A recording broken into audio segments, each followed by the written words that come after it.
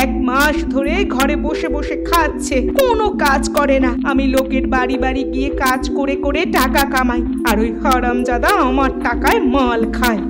আমার আর ভালো লাগে না, তালাক দিয়ে বাপের বাড়ি চলে যাই। আমার জীবনটা একেবারে শেষ করে দিল।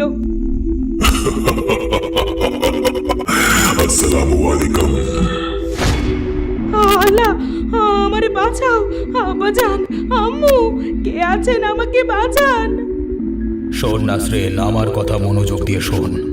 তোর সোহার নাসির আর বেশি দিন বাঁচবে না, তার সময় ঘনিয়ে এসেছে, বুঝলি?